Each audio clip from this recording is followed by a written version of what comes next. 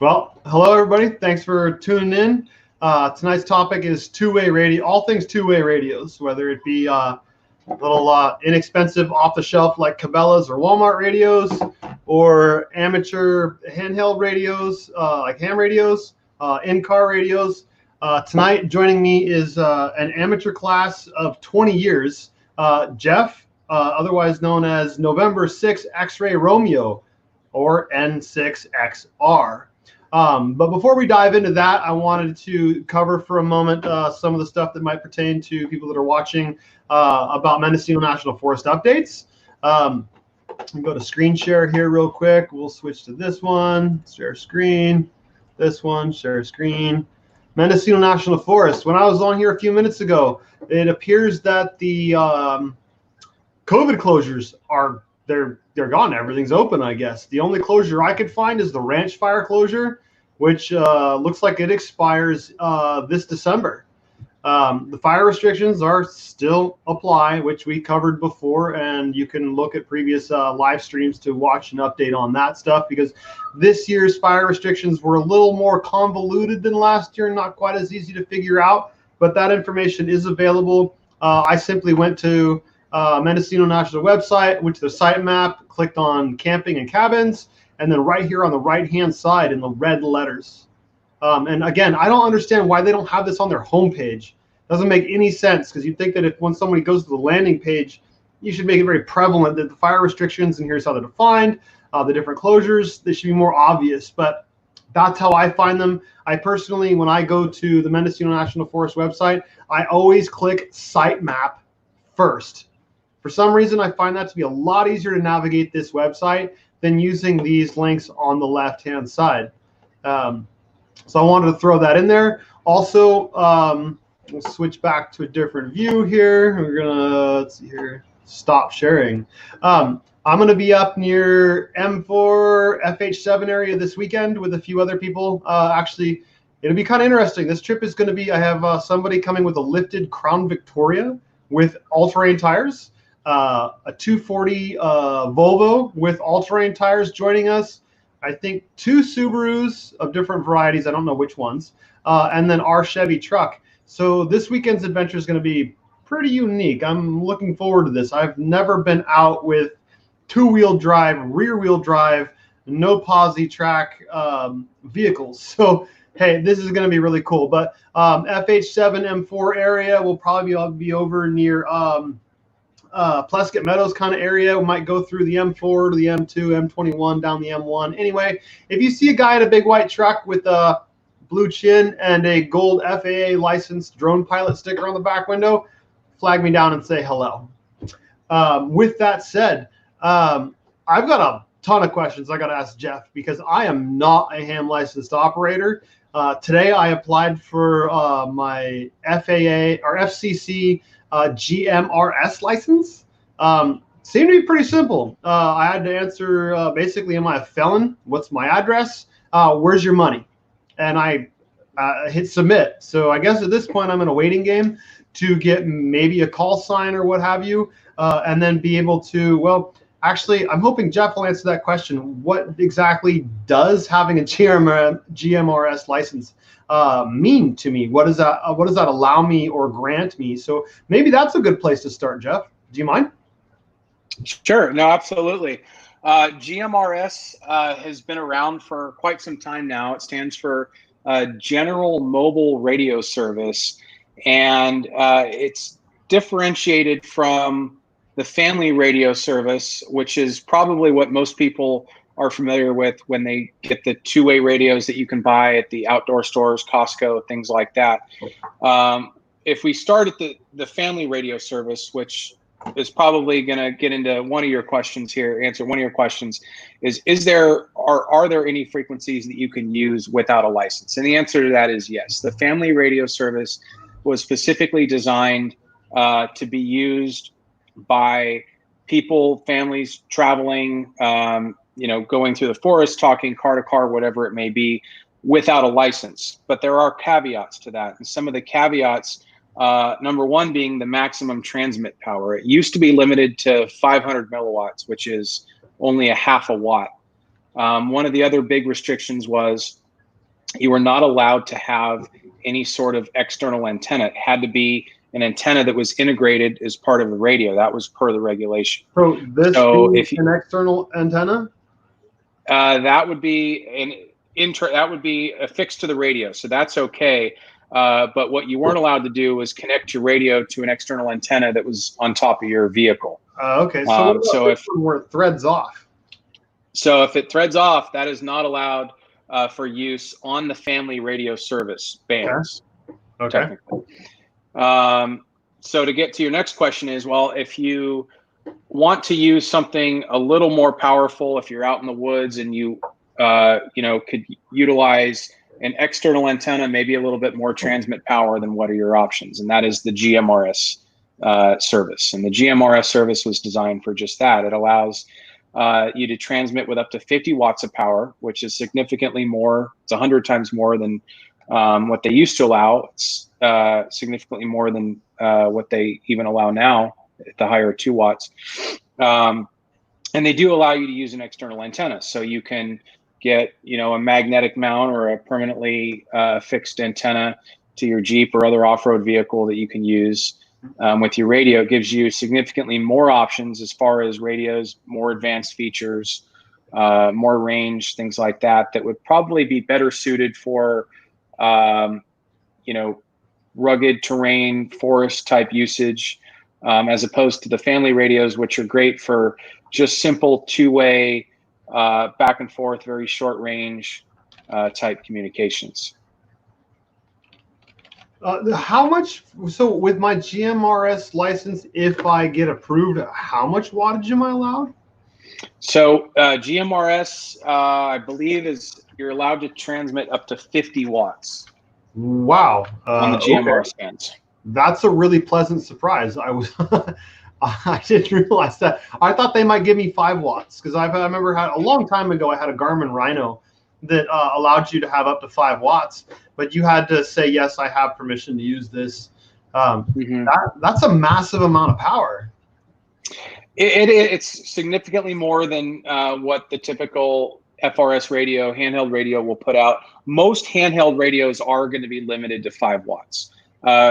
Reason being, you're in close proximity to the antenna. Also, power consumption. They're typically run on small lithium or NiCad batteries. Most of the 50-watt radios you'll find will be the ones that are going to be mounted permanently inside a vehicle. The next thing I'd like to touch on, though, when it comes to power, because I figure you're probably going to ask this anyway, is that power isn't everything. When it comes to range, really the antenna system is actually most important. As a ham radio operator operating in the HF band, the high frequency band below 30 megahertz, I've been able to talk to Asia, parts of Japan, using as little as 3 or 4 watts. What? And the only way I can do that is by utilizing a very efficient antenna system. So when dealing with two-way communications, the antenna is most important. You can have a base station putting out 50 watts, but if you're talking to somebody that's on a handheld that is only putting out 2 or 3 watts, then he may be able to hear you with that power, but you're not going to be able to hear him. So if the purpose is two-way communication, unless you happen to both be running a significant amount of power, really what's most important in a setup and for practical purposes is having a very efficient antenna system. So would that be a tuned antenna? So a tuned antenna is one. A lot of people don't realize this, but an antenna is, depending on the transmit frequency, an antenna is going to have a specific length that it's going to be most efficient at. And especially when you're transmitting, in order for that transmit power to get from your radio and have as much of that power radiated out of the antenna as possible, you need to have that as what they call a standing wave ratio. And basically what it means is that the antenna is matched to the radio, and there's meters that you can hook up to do this. Most of the time, if you're purchasing an antenna that's designed for the frequencies in use, you'll be okay. What you don't want to do is hook up like an FM radio antenna that you have, from your car radio and try to transmit on UHF frequencies, it's not going to be very efficient. So, okay. If you're wanting to go for maximum range, then the best thing you could do is potentially buy what they call an SWR meter, a standing wave ratio meter, and you can put it in between your radio and your antenna, and you can transmit some test signals and actually verify that the antenna that you're using is actually matched to the radio and the frequencies that you're actually transmitting on. Wow. That's pretty good. If I remember correctly, a while back, in your truck, you had an antenna that would like self-adjust in height. Now, did that have a built-in FWR meter and like would just? So it did, yeah. That radio had, so that was a what they call a screwdriver antenna, and that was designed to work on a wide range of frequencies, all the way from length of the antenna to be able to match it to the frequency band that I was operating on. And that particular radio did have a built-in SWR meter, so I could actually monitor the standing wave ratio. So when it got to a point where it was resonant on whatever frequency that I was going to be transmitting on, it would actually stop moving. So that's how I could tell where it was in the right spot. Did it tell you did you get an SWR reading on your radio display or something, or did it just do it automatically kind of thing? I could do it automatically. I could also do it manually, and it would give me a display, and I knew that if I was, let's say I had the antenna fully retracted and I wanted to transmit on a lower frequency, which would require a longer length, I knew that I would have to lengthen it. So I would just, most of the time I would manually just hit the up button and then watch the meter until it got to a point where it was matched. It did have the option to do it automatically, but after a while, I think I was faster at getting a match manually than I was letting it try to find it on its own. Oh, that's pretty cool. Because so one of my questions being then, so it sounds like we're supposed to be licensed to run on GMRS. Is that true? That is correct. So and a lot of people get confused by this, because over the last several years, you go to the store and you can buy these combo FRS GMRS radios. So you probably have one right there. Mm-hmm. Exactly. So channels 1 through 14 were licensed for FRS. 1 through 7, I think, was FRS only. And then 8 through 14, if I remember correctly, might have been shared with GMRS and FRS. But basically, to transmit on a frequency above channel 14, you technically needed a GMRS license. Now, I'd say 99% of people buying these radios never even knew that, or if they did, they just didn't care. And as far as the FCC was concerned, because those radios don't put out a lot of power, it's not something that was really enforced. Doesn't mean that it's legal to do that, but also as long as someone wasn't causing interference, it wasn't something that was really enforced. So my personal opinion, I don't think anybody's going to come knocking on your door, if they catch you transmitting on channel 15 on one of your store-bought radios. Mm-hmm. But if it's your intention to really kind of go up a notch and get a radio that is permanently installed in your vehicle with an external antenna transmitting 50 watts, then I would definitely recommend taking the step to get a license. And it's not just a matter of paying a fee. I think probably the biggest benefit of people that are licensed is that those that have taken the time to really understand how the frequencies work, how the antenna systems work, those people will typically get a much better, much better use. They'll have a better setup, better understanding of how the system works, than someone who just happens to come across a radio set, hook it up, and think that just cranking up the power is going to solve all their problems, which in most cases is not the case.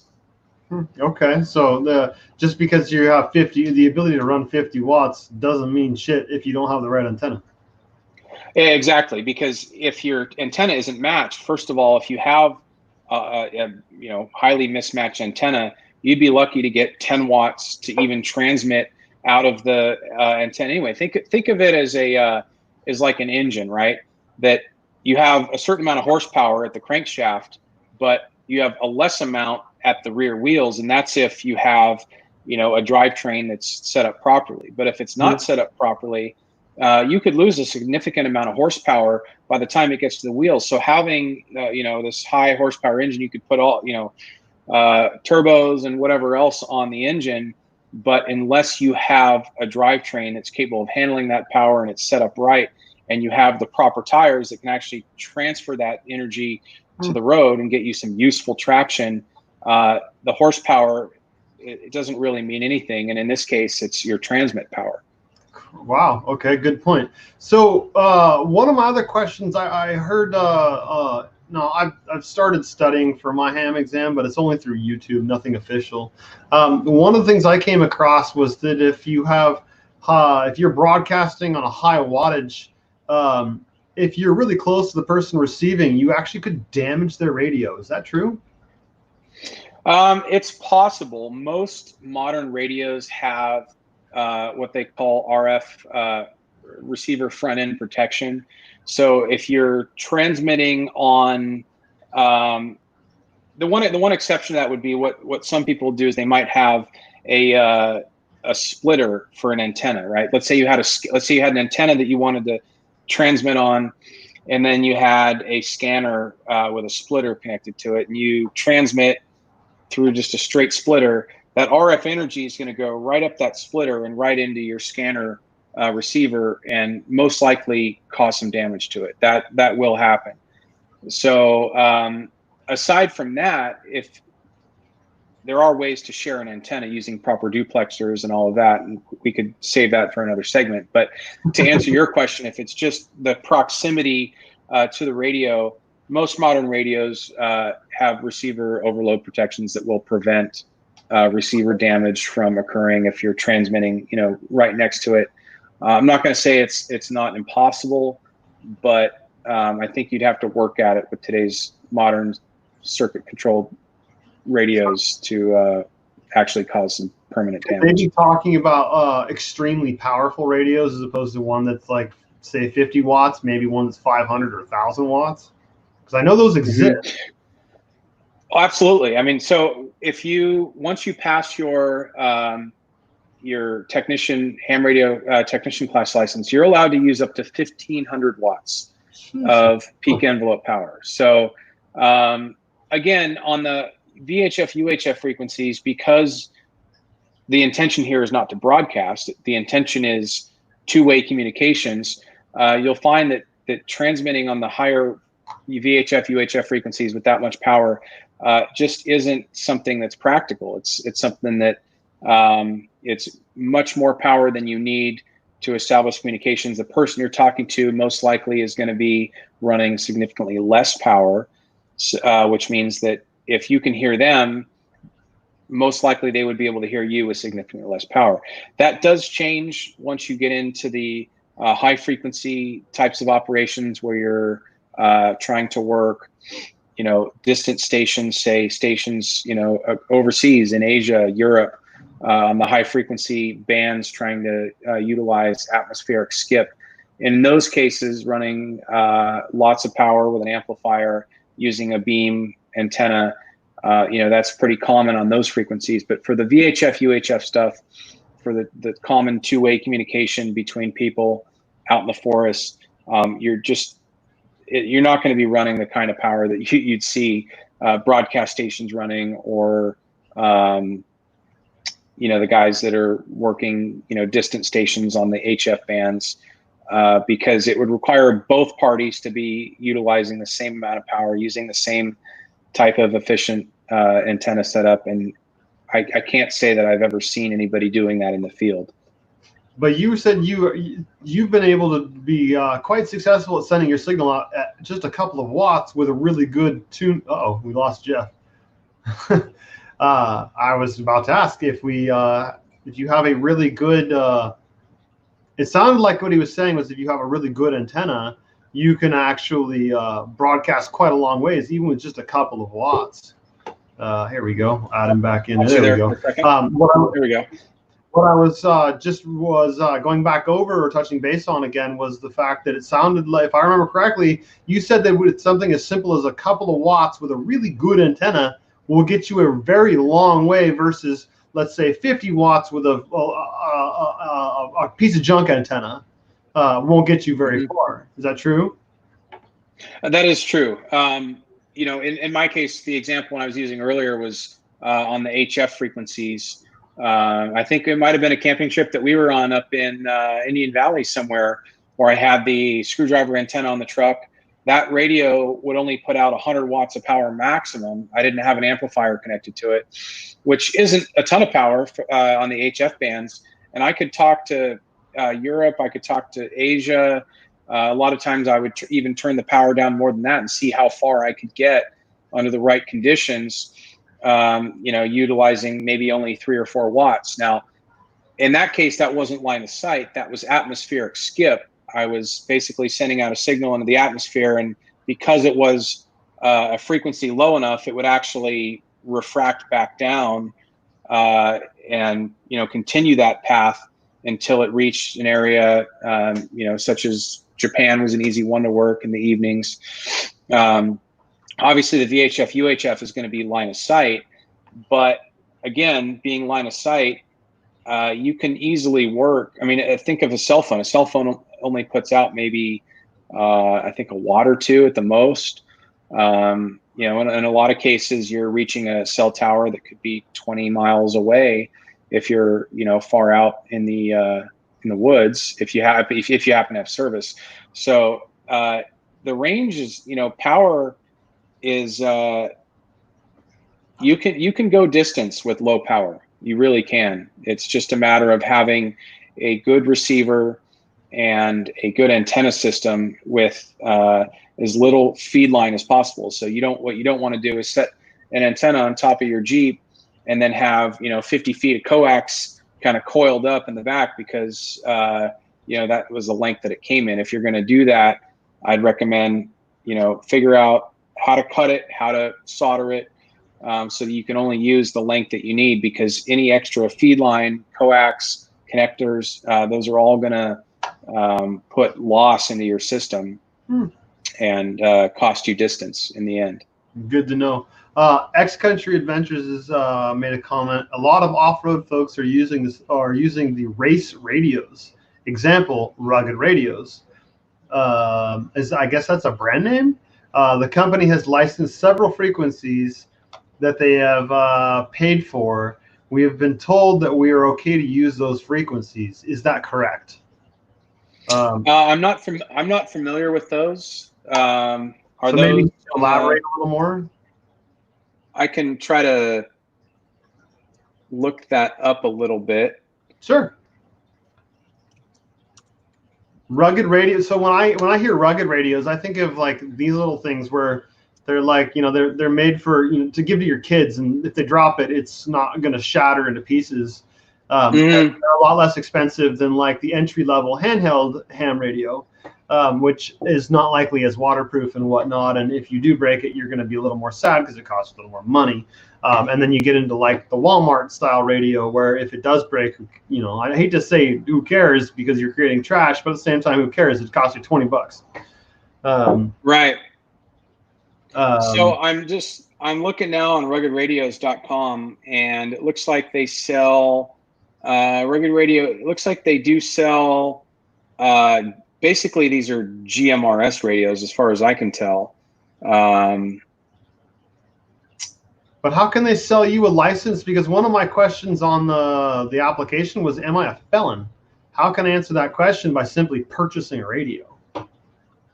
Yeah, unless there's some other thing going on, some other exemption I'm not aware of. If it's a GMRS radio, then the operator would need to have a license. Yeah, it looks like these radios put out from anywhere from 25 to 50 watts. These are all your standard GMRS frequencies. Which you do need to have a license for, to run at that wattage. Yeah, you do. And anybody that has a GMRS license would be perfectly fine to use these. You know, these will work very well. I mean, if you had two, if you had two of these, say you had one of these in each vehicle at 25 watts each with an external antenna, that would be a very good setup.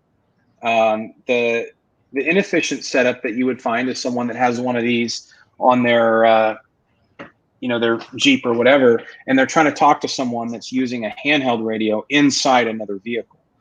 And again, being that the goal here is to try for two-way communication, the person with the handheld may be able to receive the person transmitting the 25 watts inside that car, but when that person is trying to transmit back to the car with the external antenna and the high-powered radio, that person may not be able to hear them very well because they're going to be putting out a low amount of power, but they're also going to be doing it on a small, inefficient antenna inside a vehicle. Inside what some would call a Faraday cage? Exactly.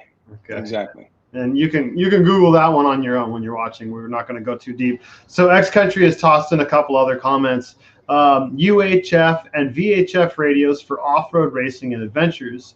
They say we are okay as long as we stay on the programmed frequencies. But it sounds like what you're saying is that they're putting out so much power and they're using frequencies which you are technically supposed to be licensed for. And just because you're buying the radio and they may say you're okay to use those, that's not true. You need to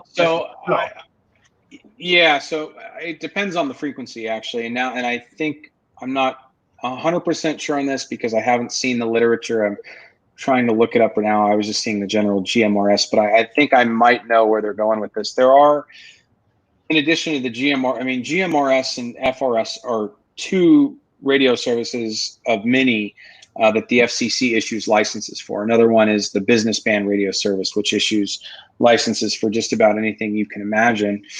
And a lot of that isn't as common these days now with cell phones and trunked radio and other things. But 10, 15 years ago, pretty much every, taxis, garbage trucks, pretty much every commercial business that had mobile vehicles out in the field would have a license. Those operators did not have to be licensed specifically, only the company needed to be licensed. And anyone utilizing those radios for the company business could theoretically utilize that service. Now that was limited to those business uses technically. So, it's possible that maybe some of these companies have purchased licenses for various reasons or special events or whatever it may be. And then they're, selling radios and, I don't know, maybe allowing those that purchase them to utilize the frequencies that they have access to. I don't know if that's, allowed or what the deal is. And it may be, I don't know if that's what they're doing. So I did see that show up as when I was applying for me. Forgive me as I'm looking off the side because I'm replying to the chats on a whole nother laptop over here. One of the questions was, am I a business or an individual? So it sounds like if I were running a taxi cab company, I could buy a blanket license to use for the cabbies, so to speak, the drivers to back to home base, and that would be okay. But it sounds to me, I'm still a little bit confused as to how could a company buy a blanket usage for just a purchaser, the mass public to use. It seems like that one might be a little not quite so easy. Yeah, and that's what I'm kind of getting at is I can't think of any situation, and there may be one. I just I don't keep up on the GMRS side of things too much, but it sounds like that might be the loophole they're trying to go under. Say, well, we have access to these frequencies or under this license, and by extension, we're allowing anybody that purchases a radio from us to utilize this license. And whether that's technically legal or not, I don't know. I think a lot of, just as a practical matter, the FCC does not have the resources to track down every single person that's utilizing a GMRS radio that doesn't have a license. And not to say that you shouldn't have one or you shouldn't get one if you're going to be using it on a regular basis, but I think the biggest thing to remember is that if you're not causing interference to anyone. This is just a good rule of thumb regardless, especially if you do have a license, but just common courtesy. You don't want to be causing interference to anyone, especially another licensed service. So you don't want to be causing interference to police or fire or any of those services or other businesses. And if you're just utilizing it, to talk car to car out in the middle of the forest where no one else is ever even going to be able to hear you, most likely, the chances of coming across any FCC enforcement action is very low in those cases. Low. Still exists, but low. Still exists. I mean, the rules are there. The rules are there for a reason. I can see. I mean, anybody that's familiar with what happened to CB radio can probably attest to. I mean, there was a time where CB radio basically became useless just because of the amount of interference that was on the bands. I mean, I remember when I started with CB radio 25 years ago, and that was, at the tail end of its heyday, obviously, its heyday being in the 70s and 80s. There were days where you really couldn't have a conversation with anybody because every channel you turned to, you would just hear guys running, enormous amounts of power with, illegal amplifiers, radios that would bleed over from channel to channel. So they'd be taking up 3-4 channels at a time. And it just became something that was just not reliable. It wasn't even, you couldn't even use it if you wanted to. So, I think GMRS doesn't have the same issues that CB did. The biggest problem with CB was, given the relative low frequency, just like I can talk to Japan on the relatively low, technically the HF band, unlike VHF or UHF would be the high frequency HF band, which is where CB is. On certain days, it is possible to hear stations from all over the country or even further. So someone that's running, say, an illegal amplifier with 500, 1,000, 1,500 watts or more, you could hear that person from the entire country. So if you're trying to have a conversation with someone across town, utilizing the service for its intended purpose, and all of a sudden you're hearing stations from all over the country broadcasting music, talking about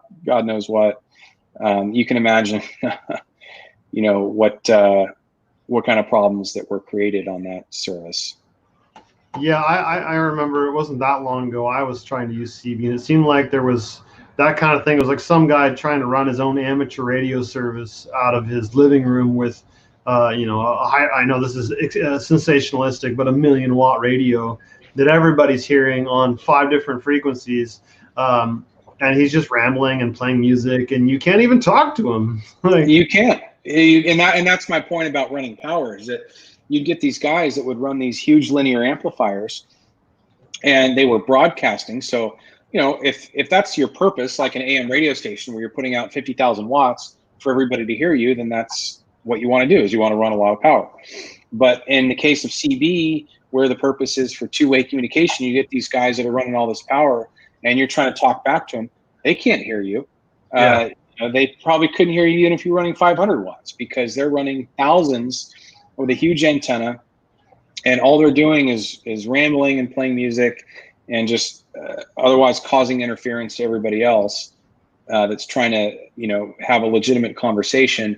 So the good news is that because of the frequencies involved, GMRS, you really don't have to worry about that, because up in the UHF band, you're not going to get the type of atmospheric conditions. UHF is always going to be line of sight. So if some guy in Alabama decides to fire up his radio even if it was on GMRS, at 1,000,000 watts, say, you're not going to hear him in the Mendocino National Forest. That's not the case on CB. You get one guy that could be anywhere in the country, could very well cause interference to you out in Lake Pillsbury somewhere, just trying to have a conversation with your buddy that's a mile away. And that's because what? It's bouncing off the atmosphere, you were saying, or how? Exactly. So the high where CB is, it's 27 megahertz is where the CB frequencies are. and there's 40 channels right around 27 megahertz. So frequencies below about 30 megahertz under the right conditions, instead of going up to space and continuing like line of sight VHF, UHF radio, signals will, under the right conditions, those high frequency, but relatively lower frequencies will actually bend back to Earth. They won't go all the way up. If they hit it at the right angle, they'll actually bounce back and come down, which makes it possible for someone in a vehicle to have a conversation with someone across the country or across the world, utilizing those frequencies. That in the right conditions, you can actually get that type of atmospheric skip where your signal goes up, bounces down, possibly goes up again and repeats that cycle until it lands somewhere, say, in Europe, Asia. I mean, it could be anywhere. And that's part of the fun about, getting into the ham radio side of HF and, calling for any stations on 14 megahertz. And you might get an answer from a guy in Texas, or it might be, somewhere in Italy. You just don't know. Wow, that's crazy. So, hypothetical situation, you're I don't want to justify the use of the million watts, which we've been going with CB radio, but if you were in trouble, stranded in the Mendocino National Forest, that would be a good way to reach out for help, because it's going to bounce. Versus GMRS is not going to bounce. So you might stand a chance of someone picking up the signal. Again, I'm not justifying it, but is that plausible? Well, so keep in mind, in an emergency, there are no regulations. You are allowed to break any regulations required to meet an emergency. So you're allowed, in a true emergency, you're allowed to transmit on any frequency you need to.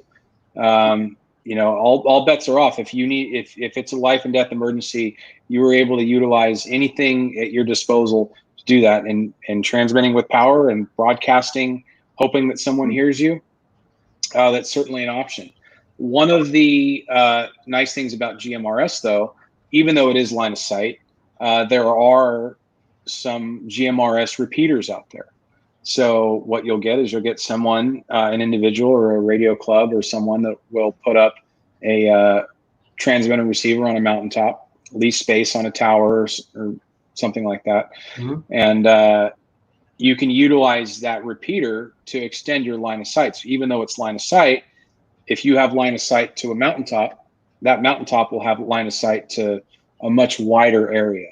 And that's something that is common on the ham radio frequencies, 2 meters in particular, where you can take a small handheld radio from, say, San Francisco or wherever, and pretty much talk around the state and now even around the world, because a lot of, at least the ham radio repeaters, are linked to other repeaters over the internet.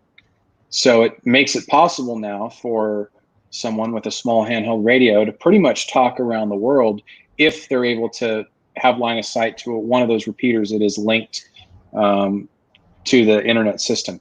I don't know much about GMRS repeaters. I don't know if there is an internet linking system for those that's legal to use, but it's certainly technically possible. Hypothetically speaking, if I got my GMRS license, there are repeaters accessible to me? There are some GMRS repeaters out there. I don't know how many. Some of them, some of these repeaters, like I said, are put up by individuals for either individual use or for maybe a small radio club. So these owners, they may require some sort of membership fee of some kind to use it, just to help offset the cost of running this repeater, the power and the tower lease and whatnot. But they are out there. So if there is one, say, on a mountaintop that you would have line of sight to in the area of the Mendocino forest that you're in, then if you could access that, it's possible that that repeater may be able to see something on the other side of the mountains into the city of Ukiah, Santa Rosa. So in an emergency, that would definitely be a great resource to have. And that's, I'd say, one of the biggest things about two-way radio that is, I'd say, underutilized or underappreciated in the days where, people just rely on cell phones for everything. Mm-hmm. Car-to-car convoys. A lot of people they text, they use cell phones now. But you know, when you're going out in the middle of the forest, which probably some of the best places don't have cell service at all, in a situation where you do have an emergency, you know, I think people don't even realize have come to rely on their cell phone for calling for help. But it definitely is something to think about, that you know, if you break down and you're by yourself, or someone has a medical emergency, you need to call for immediate help, say medevac. What are you going to do in the event that you aren't able to call on your cell phone? And having a two-way radio is the first step, but you know, again, being line of sight, you also want to be able to be reasonably sure you can actually reach someone that can make that call for help. And the Gmrs repeaters would be one way of doing it. If you can access a system that has people listening, you know, accessing a system that has coverage to an area that is populated with people listening. Same thing goes for the ham radio repeaters. You have access, once you get your technician license, you have access to a wide variety of 2-meter repeaters that, even if you don't use them with the intention of just socializing with other ham radio operators, at least you can get the hang for, you know, where they have service, so that in the event of an emergency, you can jump on one and hopefully get a hold of somebody that at the very least can, you know, call for help. Now, would these be very hard to find or locate if there are some in our area or whoever's area? No, I know the repeaters, the 2-meter repeaters, ham radio ones, are listed in a directory. I used to have actually a paper booklet that I would carry around on the truck. I'm sure everything's online these days. It's probably more up to date and accurate. There are lists. The ARRL, that's the American Radio Relay League. They were the ones that published the ham radio side of repeaters. I'm not aware of any national association that publishes the GMRS repeaters. Obviously, the FCC will have a database of repeater licensees. As far as figuring out which ones are open to the public or you know, able to be used by, you know, anybody, or maybe for a small fee, I'm sure there's directories out there. I would maybe start by Googling GMRS repeaters. In fact, I could even do that now and see what comes up. It's been a long time since I've even tried to look for that. So AARL, I'm actually, just for the viewers' sake. I think it was actually ARRL. Yeah, American I'm Radio sorry. Relay League. Yeah, so Alpha Romeo Lima. I found the website. I'm adding it to the description of this video right now, so that if somebody wants to go back and review that later, they can just come to the description, and there, it's in there. I'm actually just looking at mygmrs.com. Excuse me. I just Googled GMRS repeaters, and first thing that came up was mygmrs.com. And it looks like you can possibly put in a state and search, and it'll tell you if the system is open or if permission is required prior to use. So there are some open systems. There's some that are listed as members only, paid, and then there's some that just simply require permission from the repeater owner. And these are all over. I'm actually looking now. There's a bunch in Placer County, Auburn, a bunch down in LA. Yeah, you can. I'm on. It's mygmrs.com is what you said. That's the one that just came up. Yeah. I'm on their site, so I'll add that to the description too. And it looks like you can sort by state, location, frequency, output tone, input tone, type, network. So if it says permission required, does that mean you got to contact them first? Yeah, so that would be, I'm going to click on it, and what you would need to do is find the owner of that repeater and basically just contact them. I don't know if they, I don't know if they, you could find the licensee information on the FCC's website. That's going to give you name and address. Probably the easiest thing to do would be to email them. I'm sure if you Google it, there's going to be contact info for them.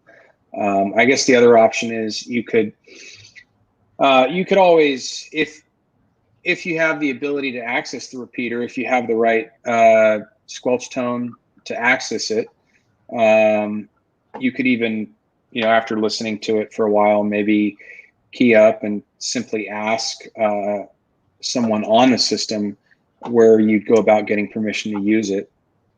Okay. I don't see why that would be an issue. Okay, I'm real quick adding this to the description also, so that people can access this later on if they're watching this live stream later or want to just bookmark it now.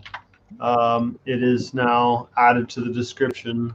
Because this is one of the reasons I'm grateful you're on, is because this is all information I had no idea. So again, I thank you. And I would say the repeaters are probably one of the best reasons to get a license. If you're utilizing GMRS frequencies in the simplex mode, which is just, same frequency car to car, like I said earlier, most likely no one's going to come knocking on your door, looking for you for doing that. Now, once you get into the repeater aspect of it, it's the more legitimate side of things. Repeaters need to be licensed. You're covering a much wider area. It's something that, you really want to kind of do things by the book, because there are more people listening. It's a good operating practice. You want to be respectful, and use the service for its intended purposes, because there are other people listening. When you're out in the forest on one frequency going car to car, like I said, the chances are no one else is even going to hear you. But if you're on a repeater system especially in an urban area, there could be, hundreds of other people listening, anyone with a scanner. So, there are reasons, and there's a much higher potential for interference as well. So it is important to make sure that your radio settings are set up right, that you're not causing interference to public safety utilizes UHF frequencies as well that aren't too far away from the frequencies used by the GMRS bands. So if you have a radio that is not set up right, or any number of things, you could potentially be causing unwanted interference to public safety, and that will get a knock on your door, guaranteed. Okay. So you said you've had your license for 20 years. I'd imagine things have changed a lot, but how exactly did you start and go about getting your license? Well, you have two of them, though, right? You're not at the basic level. So yeah, back then, this was before cell phones were really commonplace. So the only way to really communicate on a longer distance, more so than just the general line of sight radio to radio, was you needed to utilize a repeater. And if I wanted to talk to someone in another town, say Petaluma to Novato or Santa Rosa, the only way to really do that was to utilize a repeater. And the only way you could use a repeater is if you had an actual license. Mm-hmm. So, and I had actually started, radios with a CB was my first radio.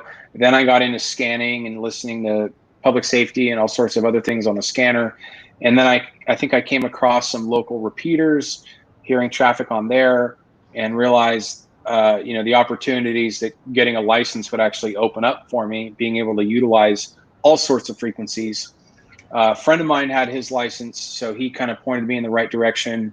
At the time, there was definitely, even then, there was plenty of information on the internet, but I think back then it was more purchasing a book, reading up on studying for the technician license, which is pretty much, I'd say half of it is probably common sense, dealing with just good general operating practices. Remember, ham radio is not, the purpose is not to be broadcasting. It's not to set up your own radio station. So, the FCC just wants to make sure that people realize, the purpose of it. You don't want to be causing interference to any other radio service. So if you understand those concepts, you could probably answer half the questions correctly. Some others deal with some electronic theory, which takes a little bit of practice if you haven't been around that. Reason being is that they are allowing you to use up to 1,500 watts of power. So they want to make sure that you know how to utilize that amount of RF safely. And then the other thing is just the frequencies that you're allowed to transmit on, what you're allowed to do, what you're not allowed to do. So that does take a little bit of studying, just understanding, not all frequencies are the same as far as, what you're allowed to do on them. Like in the ham radio band, a certain segment of the VHF band or the 2-meter band is reserved for Morse code only. So I'm not allowed to transmit voice on certain frequencies. That's utilized. There are reserved sections of the bands just for Morse code.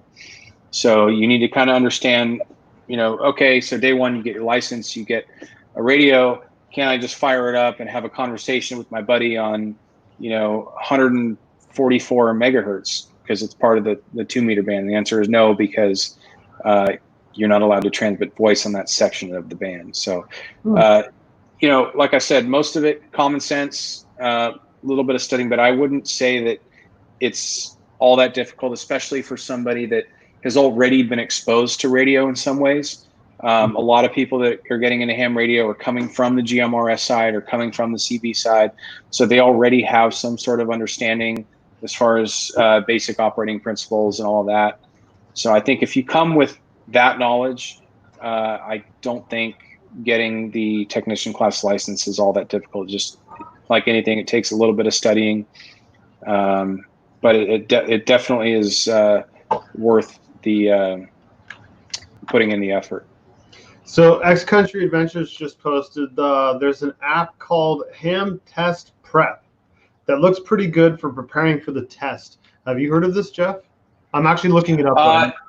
So I've heard of it recently. They've actually been stalking me on YouTube. They have a bunch of advertisements, and it seems like every video I watch, one of their ads pops up. So obviously they have been watching my searches or whatever they're doing. They know that I'm, well, not that good because I already have an extra class license. So I'm not actually in the market for test prep software, but they at least, have narrowed my demographic down to someone that, is obviously interested in this type of stuff. But I'm sure they're good. There are free tests out there that you can do, and I do believe that's what I did back in the day. QRZ.com. That's QRZ, Quebec Romeo Zulu.com is a big ham radio site. I do believe they have some free test prep on there. At least they used to. The only thing to watch out for, just like anything else, the questions do tend to change over the years. So I would just make sure that, whatever test prep you're using has a current question database. Okay. And you're not using a question database that's, 20 years old or something like that. So I've added the Ham Test Prep app link to Google Play Store and the QuebecRomeoZulu.com link to the comments. One thing I'd like to pause real quick, Jeff. If you're watching this and you're enjoying it, please, a thumbs up means a lot. Sharing is caring. If you found this interesting and you have friends that might be interesting, please share this video. It means a lot. Consider hitting the like or the subscribe and the little bell button. I'm not compensated in any way, shape, or form for doing this. I do this on my own time for my own education, but also for yours. So it would mean a lot to me. A simple thumbs up is a lot, but subscriptions mean a huge amount. We do publish videos multiple times a week. I'm trying to do these live streams twice a week, and I do launch a couple of videos each week of where to go disperse camping or about disperse camping or a trail that I went on that I really enjoyed. We're doing our best to launch videos as often as possible on this channel about that. Speaking of YouTube channels, Jeff, do you have a YouTube channel? Do you post? Honestly, I don't post. I have a big backlog of videos that I actually think I got some pretty good content. I don't know if I've showed you some stuff. It mostly deals with the type of clips that we deal with down at work in the city. I've seen those. I'll bet you get a lot of hit out of those. If you drop it, I'll put it in the comments. It's one of these days I'm going to get around to kind of setting everything up and putting it out there, because I'm sure a few of them would probably go viral if I put them out there. Some of the stuff you've shown me is kind of jaw dropping. I'm like, what? Wait, what? So yeah, if you do start uploading, I will. I'll mention that in another video and give you a shout out, because I appreciate you coming on. But some of the stuff I've seen is just hysterical and mind blowing. Like, wait, what is going on? So. Yeah, I would boost your YouTube channel, because some of that stuff is just hysterical. We'll just leave it at that for now. But yeah, let's. I'd like to say that that'll be coming soon. So coming soon. We'll go with that. Time. So we covered the test preps site. Let's see. Moving on to the next question. We covered a while looking up the different frequencies. What is FRS, GMRS? We covered those.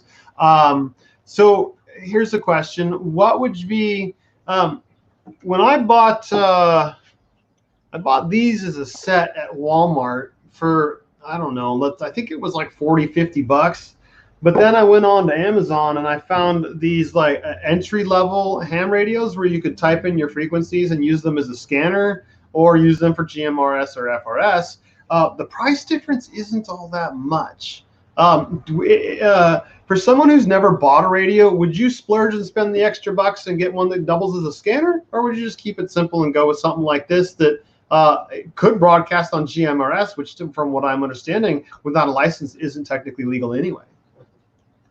Well, so there's pros and cons to both. I think the radio that you're holding up there, is that the BAOFENG UV5R? Is that right? It's actually a knockoff, to be honest. I didn't realize until after I purchased it, but that is my next purchase. These are going to be basically what I'm going to do with these, since I found out that they're not the BAOFENGs. I'm going to use them as receivers so that when we're out and about, I can plug in my digital audio recorder and record the transmissions between us during our convoys when we're out in the woods. So they're basically going to turn into receivers. But the BAOFENG, from what I understand, is an extremely good radio, and they're not that much different than a really good, like, well, I call this a Cabela's radio because Cabela's has got their name on it, but it does FRS and GMRS. The price difference isn't that much between a BAOFENG and this one.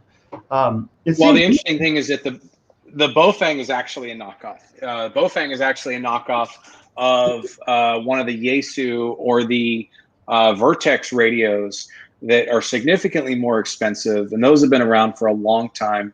The BAOFENGs came out a few years ago, and it's news to me that there's actually people knocking off those now, which is quite surprising, because I got to believe the price point on those now. I mean, I think the BAOFENGs are what?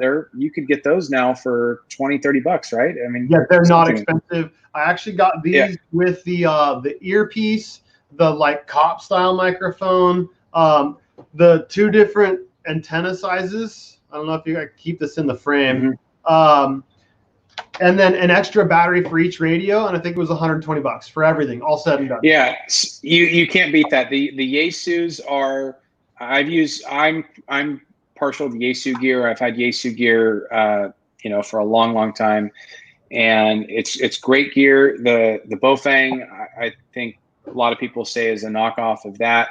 The BAOFENG got a bad rap, not in the technical sense, but I think it just brought the price point down to a point where, I think probably part of the reason ham radio never became much like CB radio is that the price point was an area that, you didn't have, Walmart wasn't slinging $20 ham radios. So anybody that went through the trouble and expense of purchasing gear that was capable of transmitting on ham frequencies, was doing it with a purpose, and most likely was licensed, or planned on getting licensed. And then BAOFENG came out with these radios that were capable of transmitting on, pretty much any ham frequency at a price point that allowed a lot of people to just purchase them that weren't licensed and transmit on whatever frequency they wanted. Kind of gave them a bad rap. I don't, as far as the technical makeup of the radio, all I can say, I have limited experience with them. I can say that from what I've seen, for the price, you really can't beat it, because if it breaks after, I mean, I think the radio in and of itself, without any of the accessories, I want to say they're down to like 25, 30 bucks on Amazon now, which is just incredible. I mean, you know, any good Yaesu radio is going to cost you at least 200, I'd say, and maybe more. So it's like 10 times the price. It is. I've had my Yaesu gear for a long time. My handheld I've had for years, and it works just like the day I got it. I don't know. Maybe the BAOFENGs will last just as long. I don't know. I know that you know, they just, like I said, they've gotten a bad rap because they've been sold at a price point that's allowed them to get into the wrong hands, so to speak. But it really has to do with simplicity. They're capable radios because they're sort of knockoffs of the more advanced, you know, typically ham radio design transceivers. So if you're looking for that functionality and you plan on utilizing it, then that's a great buy. But if you're just simply looking for something that, you know, you can turn on and hit a channel selection without having to manually type in a frequency, then that's probably not the radio for you, because those BAOFENGs, much like any other ham radio, they're not going to have that nice, you know, easy go to channel 20. If you tell me go to GMRS channel 20, then if I have a BAOFENG, I'm going to need to know what frequency that is. Yeah. So either I need to know that off the top of my head, or I'm going to have to look it up or have it actually programmed in the radio, which they don't come pre-programmed. That way you'd actually have to do that. So they will both transmit on GMRS just fine, but that BAOFENG, while more advanced, will require more manual data entry and not just a simple turn it on, go to the channel, and start talking. Yeah, because with this, this little simple radio, there's very few buttons. It's basically, you know, how loud do you want it to be, what channel do you want to be on, and so on and so forth. Whereas with this one, I actually have to not only manually type in the specific radio frequency I want, but you can tell it I want to, now correct me if I'm wrong, but this AB button means I want to listen on this frequency and transmit on this frequency. Not only that, there's 40 different settings to program this radio, from screen colors, power transmit, not squelch codes, but what is that called when you when you want to limit only high powered frequencies are going to come in when someone's really close to you. There's a squelch.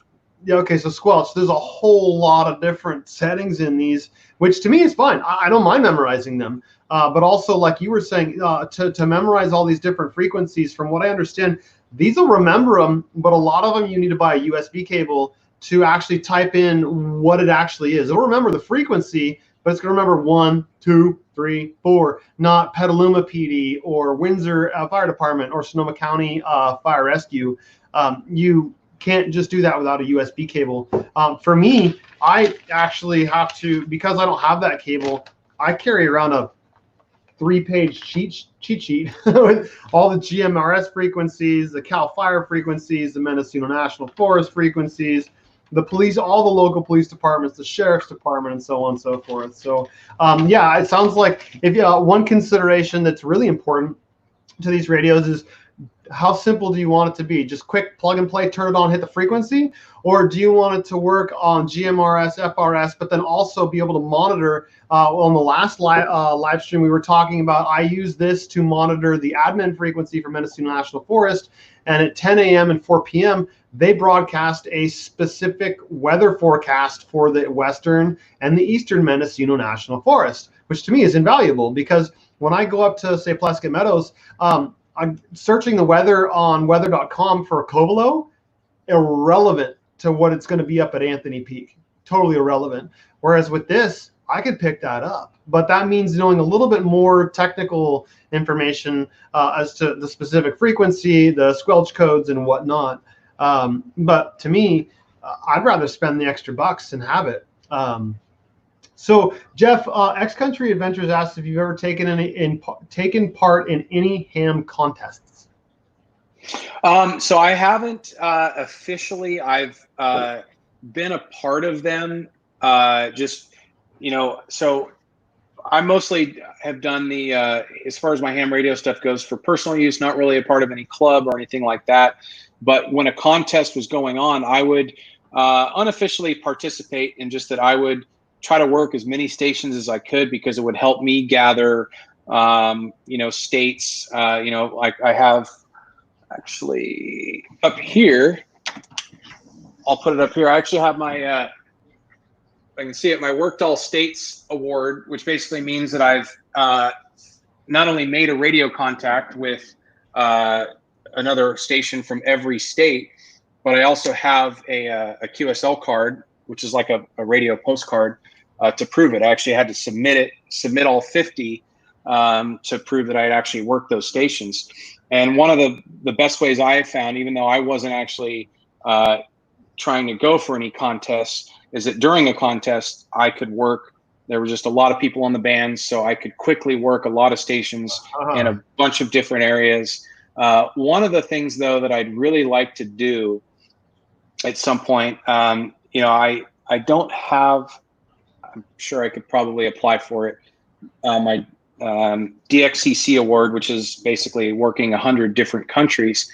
I think it would be a lot of fun to take an HF radio to some exotic island or somewhere where people that are trying to collect, different countries have a hard time working a station, say somewhere in the South Pacific, or, somewhere where there's not a lot of radios, but they need that particular area to qualify for an award or whatever the case may be. So I think it would be fun to go somewhere for a week, pack up a portable radio, string up an antenna on the beach, have a beer, and sit there and basically just, you put your call sign out there that you're on, whatever island. I'd have to look and see what people really need, but you'll get people calling you from all over the place because, they're just desperate to get a confirmed contact with an area like that. So I think, I haven't been too active on the HF bands in the last few years, but I don't know. I think, if I was to do something recently, that's kind of what I'd want to do, is to string up a big wire antenna between two palm trees and see how many stations I could work from a beach. I just kind of picture it now, sitting on a beach in a nice chaise lounge with some sort of coconut drink and a straw, with some real cute thing kind of fanning you with a palm leaf. Sorry. Yeah, I think that'd be good. Yeah, sounds great to me. Let's go. So one of my questions is, I've run into quite a few guys off-road that are running what I believe are VHF radios, because from what they tell me, they're water resistant, but they also put off a ton of power. But from what I understand of that, that's not for onshore use. So can you kind of elaborate on some of those questions? Sure. So the marine radios, I know they're in the 160 megahertz range. I can't remember. I think it's 160. It's somewhere in there, somewhere near the weather broadcast you were referring to earlier. It's somewhere in that range. And when it comes to VHF, UHF, the lower the frequency, the longer the range. You'll get better range on the lower frequencies in general, but it won't. It doesn't bounce around off objects as good as UHF does. So it really depends on where you are. If you're out in the open, you might actually have better luck with VHF frequencies than UHF. UHF will bounce off things a little bit better. Just again, depending on where you are. So instead of utilizing the FRS, GMRS frequencies of the UHF band, some people might have figured out that, well, the 160 megahertz marine band works a little bit better in some cases. And while that may be true, each radio service has specific uses. So family radio service, you're not technically allowed to use those for business. So if you pick up a pair of FRS radios and you're using them at your business for business purposes, that's technically not allowed. I don't think you're supposed to be a licensed. You're supposed to have a business license for that. That's business radio service. Family radio service is reserved for personal use. That's what it's for. I was at Home Depot just yesterday, and their lot attendants have little cheapo, like tiny radios.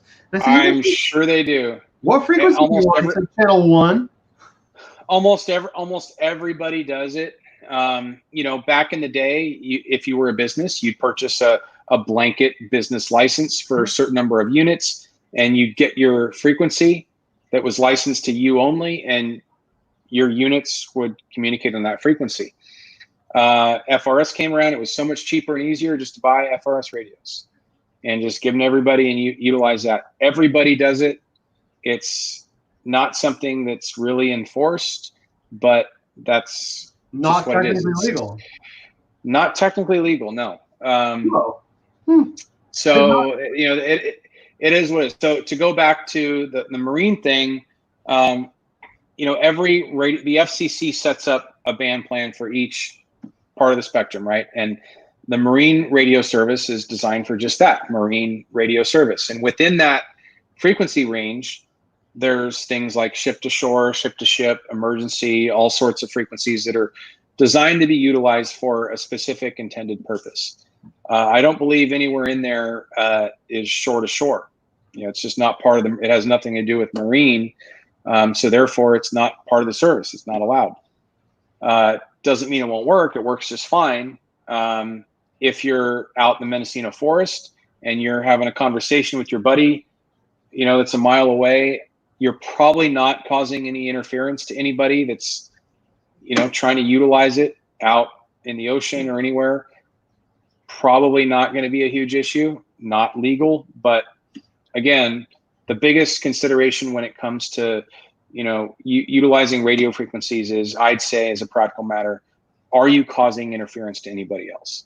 And if the answer is no, just be aware that it's not legal, but you know, it's, again, if you're out in the middle of nowhere and you're not causing interference to anybody, you know, your chances of running into any issues are very slim. The exception to that, you go to something else like the aircraft band, which is similar to the marine band, has a dedicated block of frequencies. Some of it is utilized for navigation frequencies. Some of it is utilized for air traffic control and air-to-air. Now, if you're transmitting on an aircraft frequency out in the middle of nowhere, that may be causing interference to someone. Because they can be right because they're up in the air. I was flying from Petaluma to Redding 2 weeks ago, and I was on the air-to-air frequency just to see who was on there, and I was talking to someone, you know, hundreds of miles away, and I was just getting a pilot report from him. And you know, when we're up in the air, we can hear things from hundreds of miles away. So if I'm trying to contact flight service to get a weather update, or you know, give a pilot report, or talk to air traffic control, and someone on the ground is trying to utilize you know, that frequency to talk to their buddy, you know, on another trail, you know, he could unknowingly be causing interference. So you know, that's the reason that you know, they separate the radio services and don't want people transmitting on certain frequencies for purposes other than their intended use. Now, when it comes to aircraft, I'd say anybody out there listening, if you come across an airband radio, please do not utilize it for anything other than it, you know, its intended purpose, because that is definitely something that could cause a lot of problems, even unknowingly. So, marine, I'd say that the same goes. You know, definitely don't plan on it, but if you come across it, you know, like I said, the chances of it causing interference to anybody is probably relatively low unless you're in a coastal area. So I'm looking at Mineta San Jose Airport and seeing a frequency of, I'm looking at FAA map. I just got my new one yesterday, 126.95. And then I'm looking at my cheat sheet here for GMRS and FRS. Channel 22 is 462.725. You have a massive difference in digits. You'd really have to mess that up to get that wrong. I mean, we're not talking like. So keep in mind that 126. So aircraft is VHF. So that's you know, a whole different band. GMRS is UHF up in the 400s. But again, with those BAOFENGs, you can pretty much type in whatever frequency you want. Mm-hmm. Now, the good news is aircraft band is actually AM. The modulation is AM, and those BAOFENGs, I don't believe, will transmit on AM. So I don't think there's much to worry about there. But as far as the marine frequencies, they will transmit on the marine frequencies in the 160s in FM.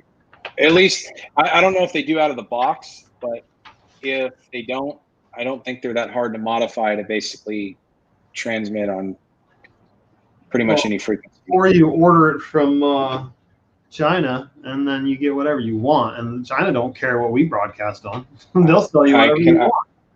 I'm sure they will. What do you want? Sure, we'll make that happen. How many do you want? How soon do you need them?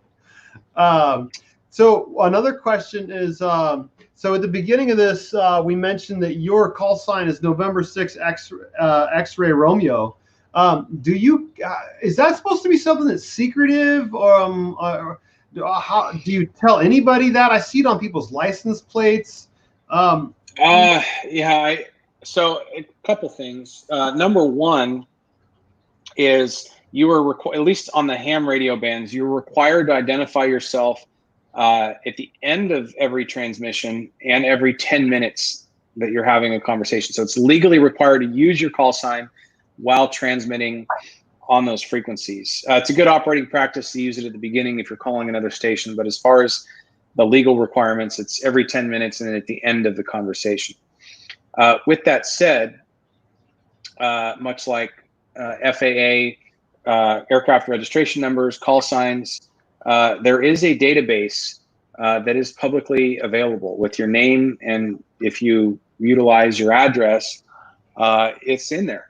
So I don't recommend that someone put it on their license plate unless you are okay with the person behind you typing in that call sign into Google and coming up with your home address or PO box or whatever you happen to utilize. That's just, it's I'm not sure why the federal government seems to be okay with publishing that type of information. I mean, imagine if you could just go on Google and type in a license plate number and come up with the registered owner's name and address. That's not how it works with cars, but that is how it works with call signs, with aircraft numbers, registration numbers, and a few other federal things. So it's definitely not something that is designed to be kept secret, but I personally wouldn't put it on my license plate. Okay. But that's just me. So just something to be aware of. So between ham operators, it's required, but also I don't know where the also was going, but yeah. So we don't want to be broadcasting that, and they're talking about. I don't know if you've been keeping track of the NPRN with the FAA about drones, but they're trying to make it so that basically, if you can see your drone registration number, type it into Google, and you're going to get that guy's home address. Not only that, they're trying to make it so that if you see the drone in the air, you download an app, you can see that person's camera and see where the operator is actually standing. To me, that's a huge invasion of privacy. Yeah, I've been keeping an eye on that. Everything's so fluid and changing that we'll see where that goes. I have heard about the ID. I know you have a Part 107 license, as do I. I also have other FAA licenses. So for me, I'd say that I get held to a higher standard because I feel like I have much more to lose if I were to violate, any FAA regulations. So, I do take that, very seriously. But with that said, I mean, even like with my airplane, I mean, with the whole ADS-B thing, we have that for airplanes now where, you can basically type in my tail number and see, or pull up your app and see, my airplane flying overhead, who it's registered to, where I've been. There are ways of sort of blocking that, but for the most part, that's open out there in the public. I mean, it's equivalent to seeing a car parked out in front of your house. You type in put in the plate number, it tells you who the registered owner is and where that car has been in the last month. You could see every trip. I mean, people would go crazy if that was the case. And that's how it is with aircraft right now, that I'm required to broadcast my call sign and my position in most cases. And anybody with a smartphone or computer can basically look that information up. And I think if they're doing that for aircraft, then I don't see why they wouldn't actually move forward and do that with drones as well. I guess I'm fine with police and first responders knowing who I am and where I'm standing, but not so hypothetically. Let's go back to the license plate theory. Somebody doesn't check their blind spot, they change lanes, they cut you off. Whether it was intentional or unintentional, if you could simply go onto Google and type in their license plate and get their home address, I'm not okay with that. So why would I be okay with that with my drone? If I made a mistake and I didn't do it on purpose, I'm not okay with John Q. Public knowing, hey, he's over my house, but I'm actually photographing the neighbor's house. You don't own the airspace over your house. And if you shoot down a drone that's being used for commercial purposes, it's a felony, and I believe it's punishable by up to 20 years in prison, and equal or equivalent to shooting down a 747. Yep, absolutely. That's what a lot of people don't realize. Fortunately, I haven't personally run into that situation. I try to be as respectful as I can when flying, but obviously, I am flying in the vicinity of there's other people that can obviously see the drone, and I've seen YouTube videos of people that they get they believe that they're being photographed, and that they and there's sometimes violent confrontation with the operator. Fortunately, I haven't come across that, but it does bring up a good point that if I'm flying my drone out of my house or somewhere else, and I'm photographing a house for real estate purposes or whatever the case may be, and some guy pulls up on his phone, thinks that I'm, recording him in his hot tub, I might not even have any idea where he is. I'm focused on, say, a house for, maybe I get hired by a realtor to take, pictures of this house. And all of a sudden, I have this nut job that knows where I live and where I'm standing exactly. I think there's a lot of people. Most people are intrigued by drones. I've had people come up to me and say, "Oh, that's great, that's cool," talk about it. But every once in a while, like I said, I do hear these things, and I come across these videos on YouTube of these people that they just go ballistic over the sight of a drone, not even in their immediate vicinity. Just they see it, they hear it overhead, and automatically believe that someone is invading their privacy, which 99% of the time is not the case. And that is a concern of mine, just because I do fly my drone around neighborhoods and things that just for fun, just for practice. I'll take it out of my house and try new flight modes or do this and do that. And I'm sure other people can see it. I'm flying over houses, not specifically trying to invade anyone's privacy or do anything like that. But all it takes is one person to see it fly over their house, and and if they have all your information, that is a little concerning, because in any area, there's always going to be that one person that is a little unstable, we'll put it. Yeah, and that's not okay. But we're getting sidetracked. I got sidetracked very easy because I don't want to say it's a pet peeve, but it's something that's got me very nervous and I'm not excited about. Is this NPRN, and no, I follow it very closely. I do follow several people on YouTube because I'm in this commercially, and yes, I do have my Part 107, and I feel I'm better prepared than most to battle that confrontation of someone coming up to me thinking I'm up to nefarious purposes of spying on their wife who's sunbathing in the back. As long as I'm not, which I don't, bring it on. I am so ready. But anyway, with that said, I feel like we've covered pretty much all of my questions. I haven't seen the chat light up with anything in a little bit. So unless you have any tidbits you think that I haven't asked you that might be good for people to know, do you have any?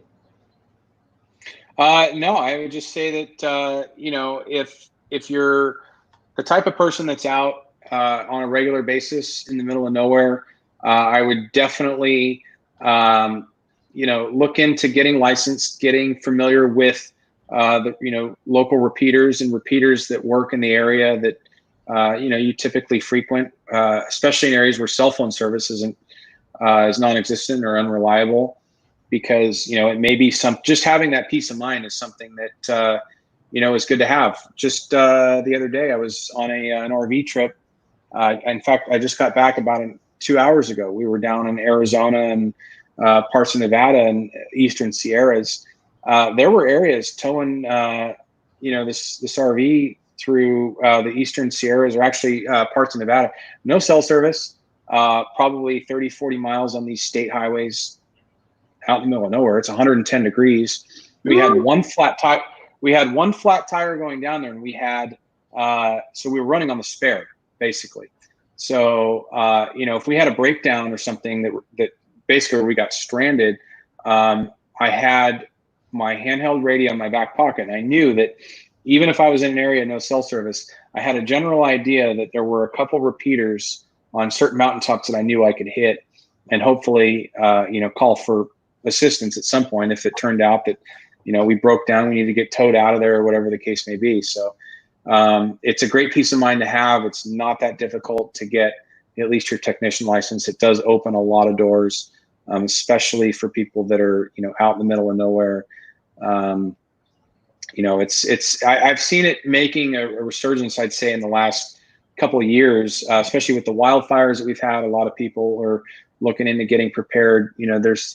There's old timers that say, cell phones have taken over ham radio. It's just not the same. It's not what it used to be. And I wouldn't say that that's the case. It's certainly changed over the years, but it's not dying. It's not going away.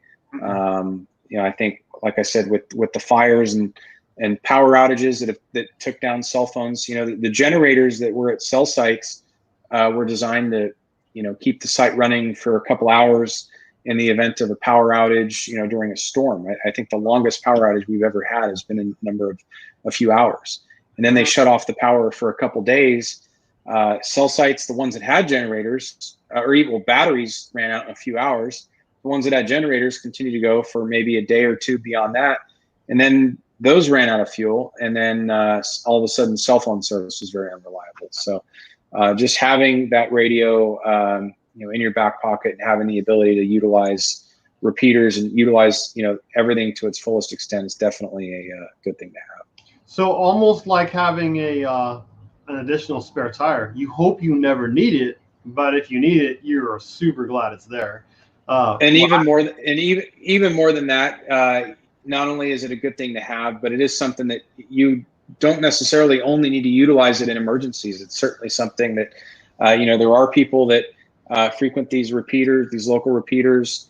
There's radio groups out there that have get-togethers, and you can meet a lot of great people that have similar interests or whatever it is. That, especially for people that like to be outdoors, there's a lot of like-minded people that utilize these repeater systems for the same reasons. So it's definitely there as a backup, but it's also something that you can utilize on a regular basis as well.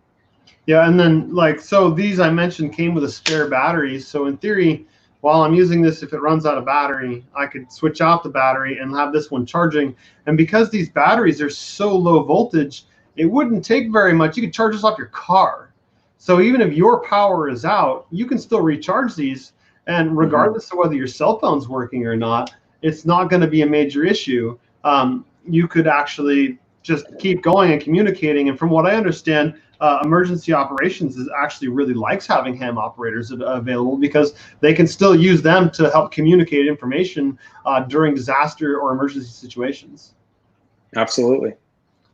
X-Country just asked, Jeff, are you signed up with law enforcement as a volunteer ham radio operator if needed? I'm not. I thought about doing it when the fires happened. There was actually a big need for ham operators to help in an official capacity. There were some stations that were set up to relay information. I had a million other things going on, but it is something that I should definitely look into, because I had all the technical capabilities to offer assistance, but was not on that list. So one of these days I'll get around to that, because that definitely is something that would be good to have, especially with all the fires and other things that are going on out there these days. Yeah, I got to admit that's one of the things that I've been curious about. I didn't know about signing up for volunteer ham operators, but it is something that I've been curious about, because I like to help. During several of the fires, I volunteered. During the car fire, I drove up to Reading and I ended up not doing much other than hauling feed and hay and straw around to where the animals were evacuated. But hey, if meanwhile I could be relaying information while I'm driving around to these different feed stores and such, that's an extra bonus. So that would be one that I'm curious about. But also, now you had mentioned getting your, I think it was, what's the bottom level technician? Technician, yeah. Yeah, so I might say that even if you don't want to go to that level, at least get the GMRS and pray that you can hit some repeaters. Hypothetically, you get that second flat tire. Man, at 110 degrees, it is not going to be long before you are miserable. If your wife's with you, man, happy wife, happy life. What's miserable life? Exactly. Miserable life like? Miserable life? I mean, come on. So keep in mind, though, what I said before, that in the event of an emergency, you are allowed to transmit on any frequency you need to meet the nature of that emergency. So even if you don't have a license, definitely utilize any repeater you can to call for help. But that does require you to have knowledge and how to utilize it, where the repeaters are. So I would say the first step in preparation is to, get a license, get on the repeaters, use them a little bit, figure out how they work, because even though they're there, if you aren't comfortable using them and understanding their operation, and the best way to understand that is to really, get out there and actually utilize them. They may not be much help for you in emergency anyway. So, definitely I'd say brush up on it, and rest assured knowing that, it's definitely one more tool in your pocket in case you need it. Yeah, I've definitely found these to be a lot. To me, it's worth the extra couple of bucks. I mean, we're literally talking a few bucks, not much at all. And like I said, this one came as a whole. Actually, I think I have the box. The whole thing came in a box with, like I said, 2 different kinds of mics, 2 different antennas, base station to charge the battery, detachable belt clip, 2 antennas. I mean, how could you go wrong? I think the whole kit for 2 of them was around $100. I'm sorry. Can't beat that. Yeah, that's a fantastic price. So I guess at this point, from what I understand, the best thing to say is, Jeff, stick around after this for just a moment as we end this. But as we end this, I think that the term for ham speak is 7.3. That's correct. All right. 73. See, I'm learning something. There you go. I hope you all learned something while watching this. Again, a thumbs up means a huge amount to me. Comments within the chat are great, but comments after the fact within the comments of the video, fantastic. Thumbs up. Thumbs up mixed up. So hit the subscribe button. We do our best on this channel to cover a wide variety of camping stuff, whether it be exploring, places to visit, or radios, or guys exploring in cars to prove that you can get out to many places in the National Forest and BLM in a car. I've seen people in a Prius out there. I've seen people in what look like super trucks. You're not limited in the National Forest, so please go out and enjoy. If you have any questions or comments, please feel free to reach out to me here on YouTube. You can find me on Facebook. You can send me a direct message, private message, whatever area you're from, and I will do my best to answer that question. If I don't know the answer, I'll do my best to steer you in the right direction to get that answer. So thanks again for everybody for watching. Jeff, hang out for just a moment, and yeah, let's thank y'all.